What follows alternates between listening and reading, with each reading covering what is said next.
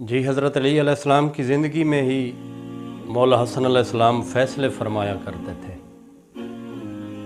اور مشکل ترین فیصلے مولا علی علیہ السلام خود حکم فرماتے کہ یہ فیصلہ مولا خود فرماتے حسن آپ نے کرنا ہے۔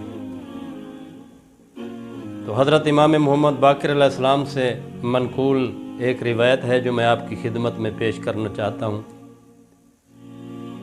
علامہ نجم الحسن کراروی صاحب نے اپنی کتاب میں لکھا ہے کہ ایک مرتبہ لوگوں نے دیکھا کہ ایک شخص کے ہاتھ میں خون آلود چھری تھی،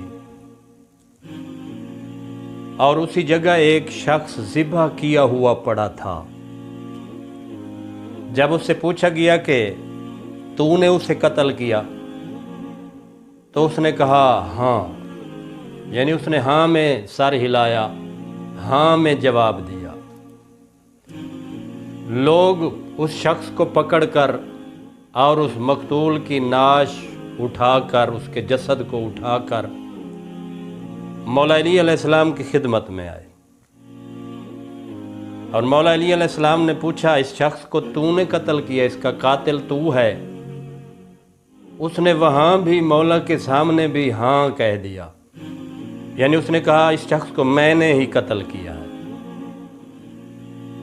یا اچانک دیکھا گیا کہ ایک شخص دوڑتا ہوا آیا، اس نے مولا کے قدم بوسی کی اور فرمایا مولا یہ شخص بے قصور ہے، مجرم دراصل میں ہوں، اس شخص کو قتل میں نے کیا ہے۔ مولا نے اسے پوچھا کہ تو نے جھوٹ کیوں بولا؟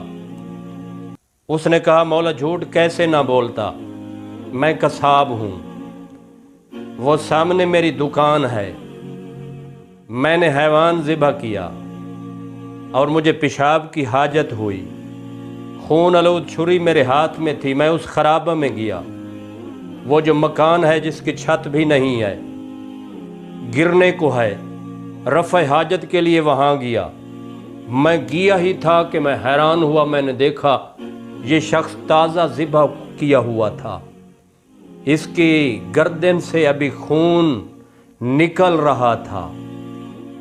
میں رفع حاجت کیے بغیر جب واپس باہر نکلا تو اچانک لوگوں نے آ لیا اور مجھے پکڑ لیا۔ تو اس وقت جب کہ قرائن سارے موجود تھے، میرے انکار کو کوئی باور بھی نہیں کرتا، میرے انکار کا کوئی یقین بھی نہیں کرتا، تو میں کیسے کہتا کہ میں نے قتل نہیں کیا؟ مولا اس لیے میں نے اقرار کر لیا کہ میں نے ہی قتل کیا ہے۔ اب مولا نے دوسرے شخص کی طرف دیکھا جو دوڑتا ہوا آیا اور فرمایا یہ مجرم نہیں ہے، یہ بے قصور ہے، مجرم دراصل میں ہوں، اس شخص کو ذبح میں نے کیا ہے، اس شخص کو قتل میں نے کیا ہے۔ مولا نے کہا تو نے اقرار کیوں کیا حالانکہ تو دوڑنے میں کامیاب ہو گیا تھا، چھپ بھی سکتا تھا؟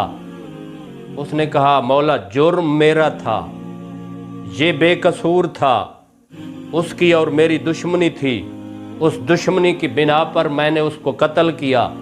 اب میں نہیں چاہتا تھا کہ میرے جرم کی سزا کوئی اور بھگتے، جرم میرا ہو اور کسی اور کے سر لگے۔ مولا نے جب دونوں کی بات سنی، مولا نے اپنے بڑے بیٹے جناب حسن علیہ السلام کی طرف دیکھا اور فرمایا بیٹا اس عجیب و غریب مسئلے کا حل تو نے ہی کرنا ہے، یعنی یہ مقدمہ تو نے ہی حل کرنا ہے، اس کا فیصلہ حسن آپ نے ہی کرنا ہے۔ وہ مولا کے سامنے حاضر ہوئے، مولا نے ان سے دونوں سے سارا واقعہ سنا۔ جب دونوں نے واقعہ سنایا تو مولا نے فوراً حکم دیا کہ ان دونوں کو چھوڑ دیا جائے۔ لوگوں نے پوچھا مولا کیسے چھوڑ دیا جائے؟ ایک تو بے قصور ہے، دوسرا جس نے جرم کا اقبال بھی کیا ہے، جرم کا ارتکاب کیا اور اس کے بعد اقبال جرم بھی کر لیا ہے، مان بھی گیا ہے، تو اس کو کیسے چھوڑا جائے؟ مولا نے فرمایا یہ قصاب تو ویسے ہی بے قصور ہے، اس کو چھوڑ دیا جائے۔ اس کو دوسرے کو جس نے قتل کیا اس کو اس لیے چھوڑ دیا جائے کہ اس نے ایک نفس کو مارا، قتل کیا، اور دوسرے نفس کی جان بچائی، اور اس ذات لم یزل کا اپنی کتاب قرآن مجید میں ارشاد ہے جس نے ایک نفس کی جان بچائی، گویا اس نے تمام لوگوں کی جان بچائی۔ لہٰذا اس مقتول کا خون بہا بیت المال سے ادا کر دیا جائے۔ فیصلے کا ہونا تھا، لوگ اشش کر اٹھے اور مولا کی خدمت میں مبارکبادی پیش کرنے لگے۔ مولا مبارک ہو، آپ کی زندگی میں آپ کے بیٹے نے قرآن کے عین مطابق یہ عجیب و غریب مسئلہ حل کر دیا۔